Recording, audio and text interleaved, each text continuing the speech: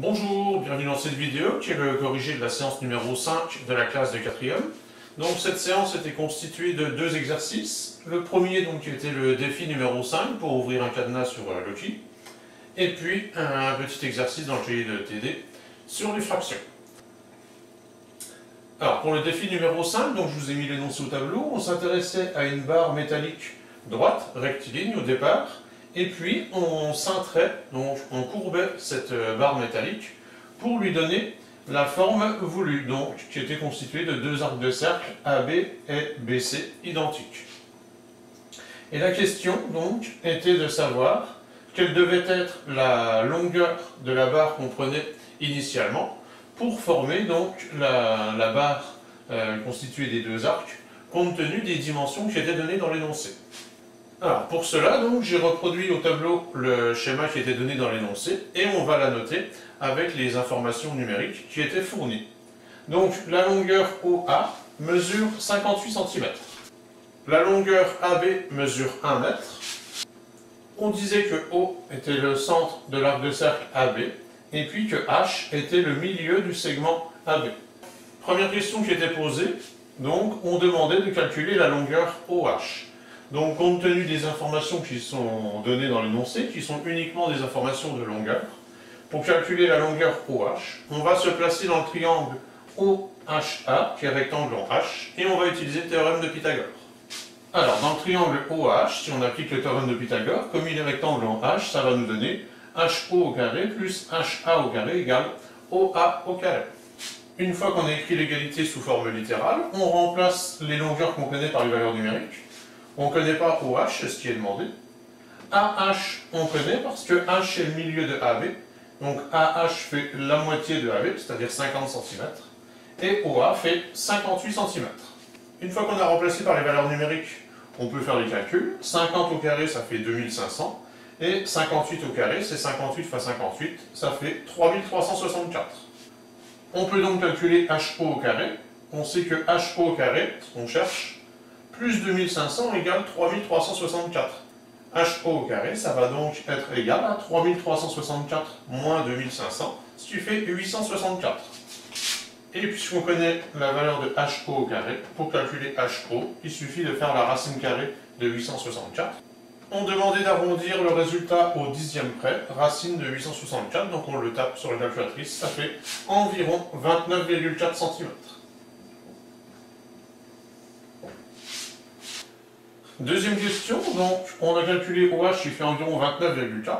À partir de ces informations, on demandait de calculer la mesure de l'angle AOH. Donc, on connaît des longueurs, on cherche à calculer la mesure d'un angle. On va donc se placer dans le triangle rectangle AOH et utiliser donc le cosinus. La formule pour le cosinus d'un angle, c'est donc côté adjacent divisé par hypoténuse. Donc ici pour l'angle AOH, le côté adjacent c'est OH et l'hypoténuse OA. Donc cosinus AOH, c'est égal à OH sur OA. Une fois qu'on a la formule sous forme littérale, on remplace tout ce qu'on connaît par les valeurs numériques. On ne connaît pas la mesure de l'angle AOH, c'est ce qu'on cherche. En revanche, on connaît les longueurs OH et OA. Le cosinus de l'angle AOH est donc égal à 29,4 sur 58. Pour retrouver la mesure de l'angle AOH, on va utiliser les calculatrices et donc la fonctionnalité arc cosinus. On va donc taper arc cosinus de 29,4 sur 58. Pour l'angle AOH, on demandait une valeur arrondie au dixième de degré près. Donc on obtient AOH qui fait environ 59,5 degrés. On demandait ensuite d'en déduire la mesure de l'angle AOB. Donc pour des raisons de symétrie, l'angle AOB mesure le double de l'angle AOH, c'est-à-dire 119 degrés. À partir de ces informations, on demandait donc de calculer la longueur de l'arc AB, donc de l'arc de cercle AB, et on précisait la formule qui permet donc de calculer la longueur de cet arc. C'est donc 2 fois pi fois le rayon de l'arc de cercle, donc OA. Donc 2 fois pi fois rayon, on retrouve la formule pour le périmètre d'un cercle, fois le rapport, donc mesure de AOH divisé par 360, ce qui correspond en fait à une situation de proportionnalité. La longueur de l'arc de cercle, ici AB, elle est proportionnelle à la mesure de l'angle AOB. On remplace donc tout ce qu'on connaît par les valeurs numériques. Donc la longueur de l'arc AB, ça va être 2 fois pi, fois OA, donc c'est-à-dire 58 cm, fois AOH, qui mesure 119 degrés, divisé par 360. On précisait bien d'utiliser la valeur pi de la calculatrice, c'est pas 3,14, et d'arrondir le résultat donc au dixième. Alors quand on fait ce calcul et qu'on arrondit au dixième, pour l'arc AB, on trouve environ 120,5 cm. Et dernière question, on demandait donc de calculer la longueur totale de la barre initiale qu'on devait courber pour fabriquer cette barre-là. Donc l'arc AB mesure 120,5 cm. Pour des raisons de symétrie de la pièce, donc l'arc BC mesure la même longueur que AB. Donc la pièce ici constituée de AB et de BC, de ces deux arcs de cercle, elle va mesurer le double de 120,5, c'est-à-dire 241 cm. Ce qui veut dire qu'avant de courber cette pièce, il faut qu'on prenne une barre ici qui mesure 241 cm, c'est-à-dire 2,41 m.